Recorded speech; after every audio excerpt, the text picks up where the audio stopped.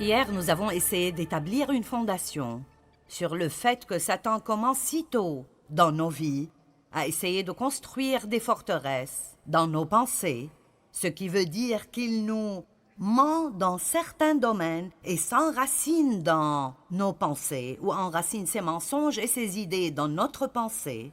Alors, nous vivons nos vies en croyant des mensonges qui font alors que nous agissons de mauvaise façon.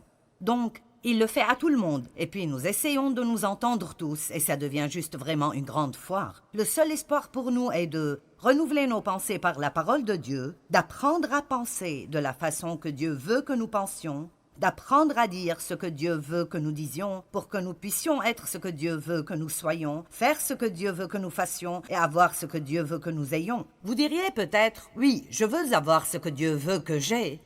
Eh bien, vous devez faire plusieurs pas en arrière et commencer là par apprendre à penser de la façon dont Dieu pense. Beaucoup de personnes sont comme moi. Pendant des années, je pensais que mes pensées ne comptaient pas. Je ne savais pas que je pouvais faire quelque chose à leur propos. Quand je me levais le matin, cette pensée venait à moi. Je suis déprimée. Et puis je vivais déprimée toute la journée. Je ne pensais pas que je pouvais dépasser cela et le refuser. Et quel jour glorieux c'était pour moi quand j'ai appris les vérités que je partage avec vous, que je n'étais en fait pas obligée de méditer sur tout ce qui me passait par la tête, que je pouvais chasser cela et choisir quelque chose d'autre qui m'aiderait à vraiment profiter de ma journée et à vivre une bonne vie. Maintenant, au début, c'est un peu difficile parce que nous ne sommes pas exercés à le faire. Nous sommes plutôt passifs et nous attendons pour voir ce qui nous passera par la tête. Mais nous apprenons que maintenant nous pouvons être agressifs et prendre le contrôle dans ce à quoi nous pensons. Éphésiens 4, 22 à 24. Nous allons regarder ceci. Débarrassez-vous de votre ancienne nature. Dépouillez-vous par rapport à votre vie passée, celle de l'homme que vous étiez autrefois, et qui se corrompait en suivant ces désirs trompeurs qui proviennent de votre illusion. Donc l'apôtre Paul dit aux Éphésiens de se débarrasser de l'homme ancien. Nous savons que la Bible dit que si un homme est en Christ, il est une nouvelle création. Les choses anciennes disparaissent et toutes choses deviennent nouvelles. Mais il y a une coopération que nous devons avoir pour travailler avec le Saint-Esprit, parce que bien que je sois une nouvelle création, je dois me débarrasser de cette ancienne nature. Le verset suivant dit « Et continuez », dites tous « continuez », et continuez à être renouvelés quant à votre esprit et votre intelligence. Ayez une attitude mentale et spirituelle nouvelle.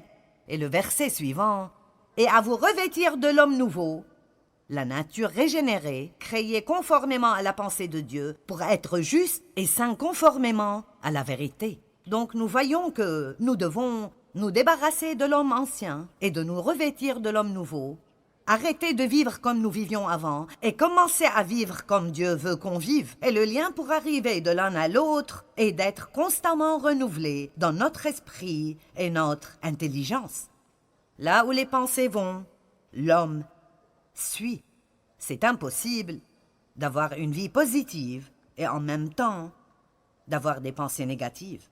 Pouvez-vous dire « Amen » ? Ça ne marchera simplement pas, n'est-ce pas? Eh bien, aujourd'hui, ce que je veux vous enseigner est quand est-ce que vos pensées sont normales? Qu'est-ce qui est vraiment normal pour un croyant? Vous voyez, ce qui est normal pour le monde est presque toujours anormal pour nous quand nous le voyons à travers l'économie de Dieu. Vous savez, il y a une économie du monde, mais il y a l'économie de Dieu. Le monde vit d'une certaine façon, mais nous sommes supposés vivre d'une autre façon. Vous savez, le monde s'inquiète, mais nous pouvons prier. Alors, nous ne voulons pas prier et nous inquiéter parce que nous serons en train de vivre dans ces deux mondes. Alors, nous devons apprendre quand est-ce normal. Ce n'est pas normal de s'inquiéter en tant que chrétien, mais vous direz plutôt, si c'est normal de s'inquiéter, eh bien, ça ne devrait pas l'être pour vous. Pour vous, ça devrait plutôt être, eh bien, ça ne paraît pas être bon. Je ne me sens pas bien avec. Ça ne me va pas du tout. Est-ce que certains d'entre vous ont essayé de se vêtir de quelque chose et ont trouvé que vous avez quelques kilos de plus aujourd'hui que la dernière fois que vous l'avez essayé? Et C'était vraiment, vraiment, vraiment étroit. Et vous avez essayé de les mettre de toute façon. Et ça vous a rendu misérable toute la journée. Est-ce que vous avez déjà eu cette expérience? D'accord. Eh bien, c'est ce à quoi ça ressemble quand nous essayons de porter quelque chose et nous laissons nos pensées être dans des conditions qui ne nous vont plus en tant que chrétiens. Il y a des choses qui, quand vous devenez chrétien, ne vous vont simplement plus du tout. Elles ne vous vont plus du tout. Peut-être qu'un non-croyant pourrait avoir cette attitude et se vêtir de cette attitude, mais ce n'est plus du tout pour vous. Ça ne vous va pas. Eh bien, c'est plutôt intéressant parce que quand vous grandissez spirituellement, vous commencez à savoir cela et vous vous débarrassez de ces attitudes. Et comme j'ai personnellement maturé à travers les années, une des choses que je ne ferai plus est de me vêtir de quelque chose qui me gêne. Je ne peux pas le supporter, ni physiquement, ni spirituellement.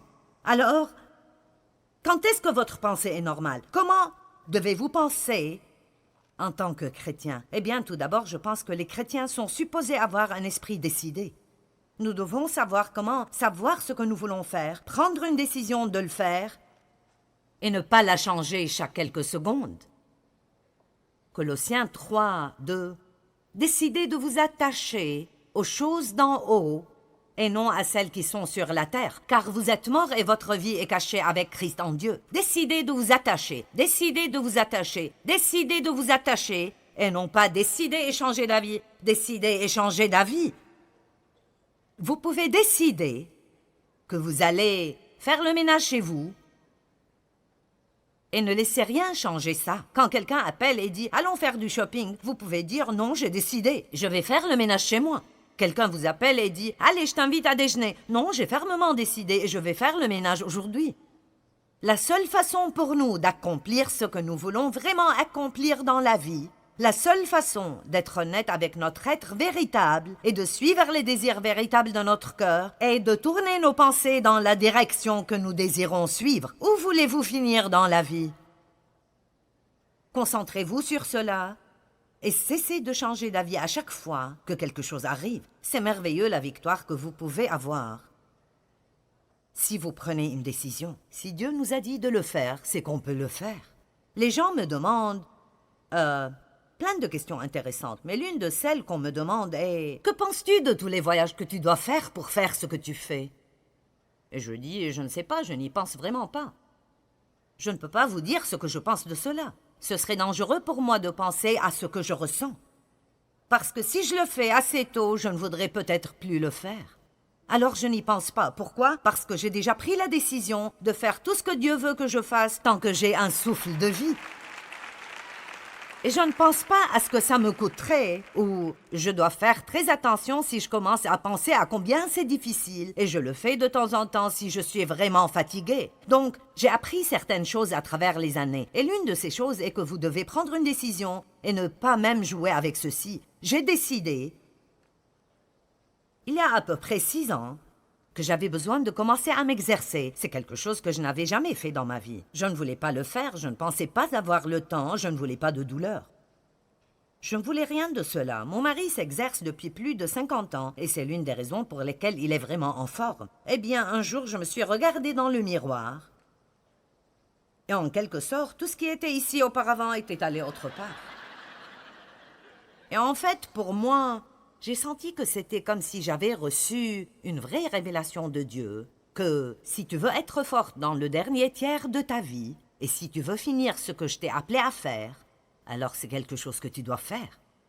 Tu dois le faire. Merci. Mais ça va plus loin que de paraître en forme. Il s'agit d'être en bonne santé. Et vous savez, nous avons toutes ces articulations parce que nous sommes supposés bouger. Nous ne sommes pas supposés vivre sur le canapé ou nous asseoir sur une chaise ou devant la télé. Nous sommes supposés bouger. Alors je vous encourage à être actifs dans la louange parce que pour certains d'entre vous, c'est tout le mouvement que vous faites. C'est là que je veux en venir.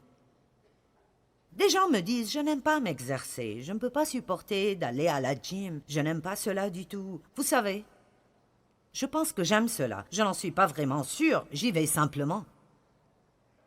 J'ai pris la décision, j'y vais. J'y vais lundi, mercredi et vendredi. Mais si j'ai une conférence, j'y vais lundi, mardi et mercredi. Au début, j'ai dit, tu ne peux pas y aller 3 jours de suite. Et puis j'ai pensé, eh bien pourquoi pas? Je fais d'autres choses 3 jours de suite. Je survivrai si je m'exerce 3 jours de suite. C'est incroyable les choses que votre pensée vous dit et qui vous arrêteront de faire les choses que Dieu veut que vous fassiez.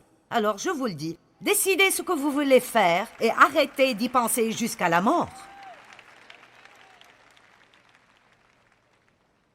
Le premier type de pensée qui est normal d'avoir pour le croyant est une pensée décidée. Nos pensées doivent être complètement renouvelées. Maintenant, dans Philippiens chapitre 2, verset 5, c'est un passage très intéressant. Il dit que « Ayez en vous les sentiments, l'attitude et la pensée humble qui étaient en Christ Jésus. » 1 Corinthiens 2,16 dit que nous avons la pensée de Christ, que nous avons sa pensée, ses intentions et ses buts. Avoir la pensée de Christ, ça veut dire que quand vous êtes né de nouveau, vous obtenez aussi une nouvelle pensée spirituelle, mais vous gardez votre vieille pensée charnelle. Romains 8,5 dit « Car ceux qui sont selon la chair ont leur pensée aux choses de la chair, mais ceux qui sont selon l'esprit aux choses de l'esprit. » Et après, il dit la pensée de la chair est la logique et la raison sans le Saint-Esprit. Qu'est-ce que la pensée de la chair? C'est quand je commence à raisonner et à regarder les choses de la manière dont le monde les regarde, sans permettre au Saint-Esprit de donner son avis. Vous avez compris? La pensée de la chair, la logique et la raison sans le Saint-Esprit. Vous ne pouvez pas vivre en improvisant. Vous ne pouvez pas vivre juste d'après ce que vous pensez. Vous devez aller plus loin que cela et apprendre à écouter et discerner ce que Dieu dit dans des situations. Mais ce à quoi tend l'esprit, d'après Romains 8,6, conduit à la vie et la paix maintenant et toujours. Donc nous avons cette nature en nous, mais elle doit être développée. Tant que la pensée de la chair est plus forte que la pensée de l'esprit, nous ne changerons pas dans nos expériences. Ce que je veux pour les gens est que je veux qu'ils jouissent de la vie, que Jésus est mort pour qu'ils l'obtiennent. Je fais enfin cela, mais j'ai perdu tellement d'années de ma vie chrétienne à ne pas jouir de mon salut ou jouir de Dieu ou jouir de moi-même ou quoi que ce soit parce que le diable me contrôlait toujours, parce que je ne savais pas que beaucoup de ce que je pensais n'était pas conforme à la parole de Dieu. Amen.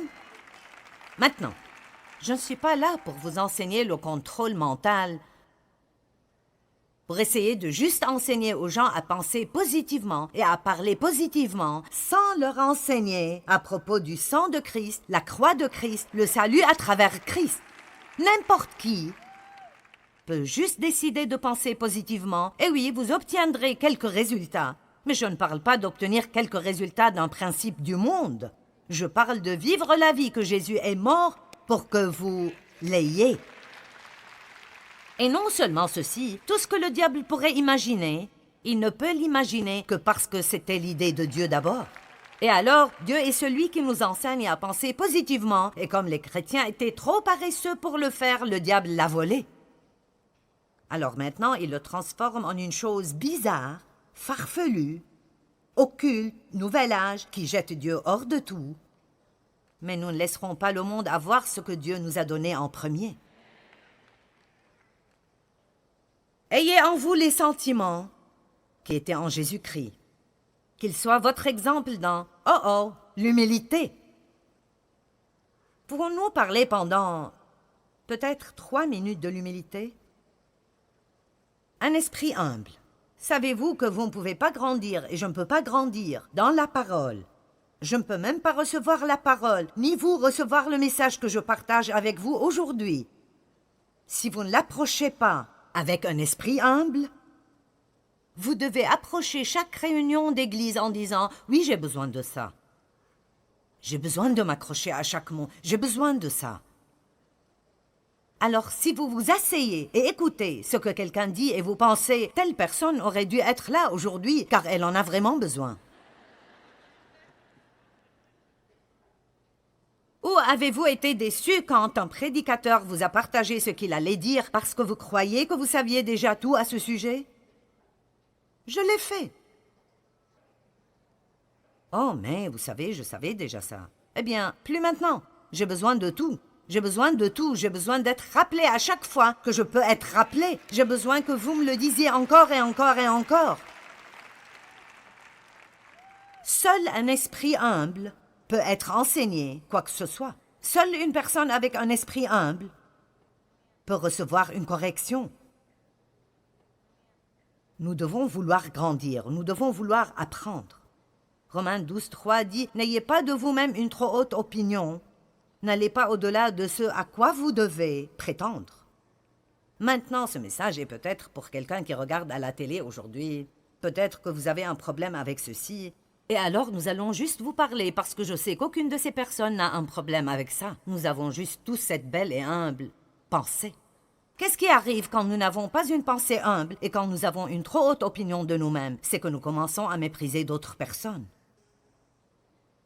Nous commençons à avoir beaucoup de pensées critiques et de jugements, et nous en parlerons plus.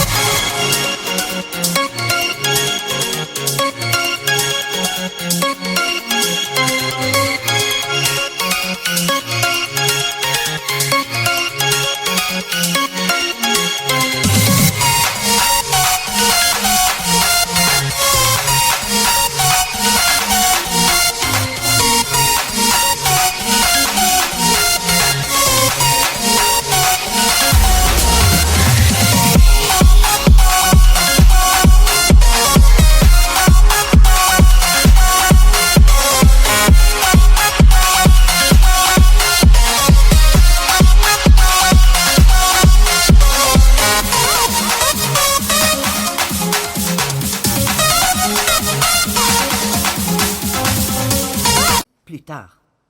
Un esprit humble n'est pas un esprit qui pense bassement de lui-même. Dieu ne vous demande pas d'avoir une mauvaise opinion de vous-même. Il ne veut pas que vous ayez une mauvaise opinion de vous-même. Il veut que vous vous valorisiez. Il veut que vous voyiez vos dons et vos talents, vos capacités. Il veut que vous vous aimiez d'une façon équilibrée, mais il ne veut pas que nous pensions que nous sommes meilleurs que quiconque. Donc vous êtes peut-être mieux éduqués que d'autres personnes, mais cela ne vous rend pas meilleur que quiconque. Vous pouvez peut-être apprendre plus vite que d'autres, mais cela ne vous rend pas meilleur qu'eux. Je communique peut-être mieux que d'autres, mais cela ne me rend pas meilleur qu'eux. Quelqu'un, peut-être, quand vous regardez dans les rangs de... Disons, si vous avez une centaine d'artistes, peut-être qu'un est meilleur que l'autre. Cela ne les rend pas meilleurs l'un que l'autre aux yeux de Dieu. J'aime un verset dans Colossiens qui dit « En Christ, toute distinction disparaît. » N'aimez-vous pas cela? Il n'y a plus ni homme, ni femme, ni juif, ni grec. J'y ajouterai un peu plus de riches ni de pauvres, plus de docteurs ni d'ouvriers. Nous sommes tous un en Christ. Amen. Tous un en Christ.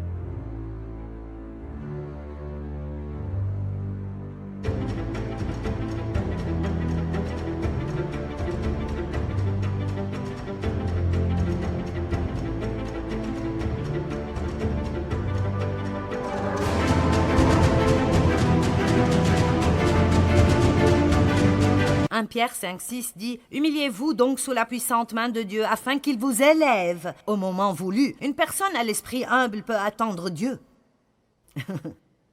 Une personne à l'esprit humble n'a pas besoin de dire « Eh bien Dieu, je ne comprends pas pourquoi tu ne fais pas ceci, je suis prêt pour ceci, je veux ceci. » Elle peut dire « Eh bien Dieu, j'ai mis ma demande devant toi et je crois que tu répondras juste au bon moment. Je fais confiance en le temps que tu choisis dans ma vie. » Alors je veux commencer par avoir une pensée humble, mais maintenant je veux que nous allions vers d'autres choses.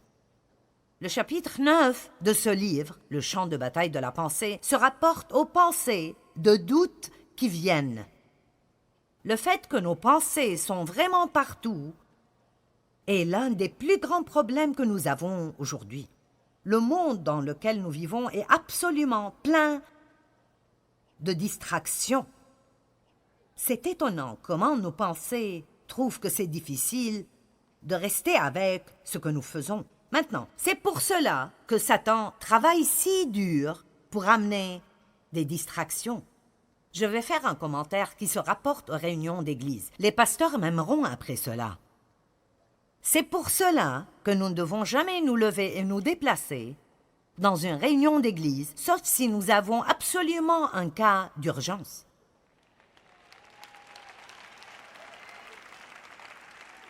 Et je ne veux blesser personne quand je dis ceci, mais honnêtement, si vous n'avez pas un besoin urgent, c'est vraiment simplement très égoïste. Et vous ne réalisez probablement pas cela, mais voici ce qui arrive. Notre sœur Brown, au milieu de la rangée 14, décide qu'elle a besoin d'un verre d'eau.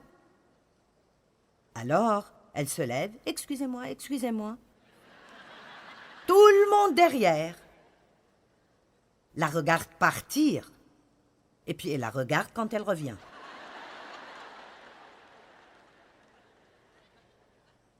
Puis il la regarde revenir dans la rangée. Et le pasteur est là où, si ça arrive à l'une de mes conférences, je suis là. Je partage mon cœur avec les gens. J'essaie de changer leur vie à travers une parole. J'ai passé des heures et des heures à étudier et à me préparer. Et maintenant, tout le monde de la rangée 14 jusqu'au fond est parti prendre un verre d'eau avec notre sœur Brown. Ils ont admiré son chapeau. Ils n'ont pas aimé ses habits. Ils l'ont regardé qu'elle y allait et alors qu'elle revenait. Ils se sont tous demandé où elle va et qu'est-ce qu'elle fait. Nous vivons dans une ère de distraction. Conduire sur l'autoroute est comme conduire dans une encyclopédie. Savez-vous combien de publicités sont là, devant nous, dans un trajet de 5 minutes en voiture? Nous ne pouvons plus profiter du paysage parce que partout où nous regardons, il y a quelque chose d'autre. Quelque chose est en train d'être promu. Je me souviens de quand la télé était si simple. La première émission que j'ai visionnée était Howdy Doody. Ça vous montre que j'étais là quand les télés sont apparues. Et vous aviez peut-être une pub, je ne sais pas, une publicité de 30 secondes au milieu de l'émission, et c'était tout. Maintenant, dès que vous commencez à être intéressé,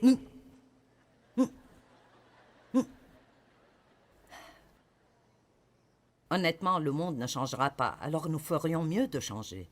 Et l'un de mes objectifs, et je travaille sur cela depuis un moment, parce que j'ai des problèmes dans cette région aussi, j'ai une pensée très chargée. Et je trouve cela défiant de me concentrer sur ce que je fais. Mais je travaille avec Dieu sur cela depuis un moment, et je travaille toujours dessus parce que nous nous fourrons dans beaucoup de troubles, et nous manquons beaucoup de choses que Dieu a pour nous parce que nous ne nous concentrons pas sur ce que nous faisons. Savez-vous combien vous pouvez apprendre si vous pouvez vraiment vous concentrer et absorber chaque mot qui est dit?